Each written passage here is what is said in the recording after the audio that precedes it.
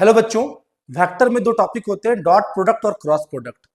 दो वेक्टर के बीच का डॉट प्रोडक्ट हमेशा एक स्केलर क्वांटिटी देता है, बट दो वेक्टर के बीच का क्रॉस प्रोडक्ट हमेशा एक वेक्टर क्वांटिटी देता है। होता है क्या है ना कि जब डॉट और क्रॉस को लेके ना प्रॉब्लम बनाए जाते हैं तो बच्चों को थोड़ा कंफ्यूजन होता है। आओ एक मिनट में उस कंफ्यूजन को मैं दूर करता हूं।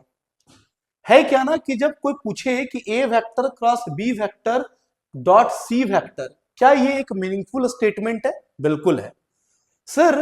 ए वेक्टर क्रॉस बी वेक्टर एक वेक्टर क्वांटिटी और एक वेक्टर क्वांटिटी का एक दूसरे वेक्टर क्वांटिटी के साथ डॉट लिया जाता है।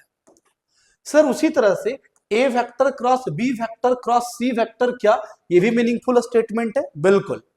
दो वेक्टर के बीच का क्रॉस प्रोडक्ट एक वेक्टर होगा और एक वेक्टर का दूसरे वेक्टर के साथ क्रॉस भी लिया जाता है। लेकिन लिखा हुआ है sir A vector dot B vector dot C vector, क्या ये एक मीनिंगफुल स्टेटमेंट है? बिल्कुल नहीं। दो वेक्टर के बीच का डॉट प्रोडक्ट एक स्केलर क्वांटिटी होगा और एक स्केलर क्वांटिटी का एक वेक्टर के साथ कभी भी डॉट नहीं लिया जा सकता है। सर लिखा हुआ है sir A vector dot B vector cross C vector, क्या ये भी मीनिंगफुल स्टेटमेंट है? बिल्कुल नहीं, ये भी मीनिंगफुल स्टेटमेंट नहीं है। सुनो क्यों। दो वेक्टर के बीच का डॉट प्रोडक्ट एक स्केलर क्वांटिटी और एक स्केलर क्वांटिटी का एक वेक्टर क्वांटिटी के साथ क्रॉस भी नहीं लिया जाता है। देखो, वेक्टर अगर दो है तो या तो हम डॉट ले सकते हैं उन दोनों के बीच में, या तो क्रॉस ले सकते हैं। मतलब डॉट और क्रॉस लेने के लिए दो वेक्टर होना चाहिए।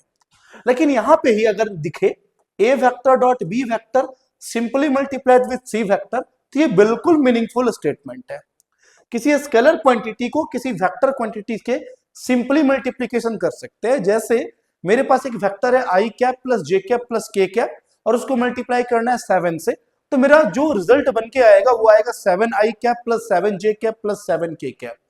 होपफुली ये छोटी सी पॉइंट आपको पूरी तरह से क्लियर होगा। ठीक है।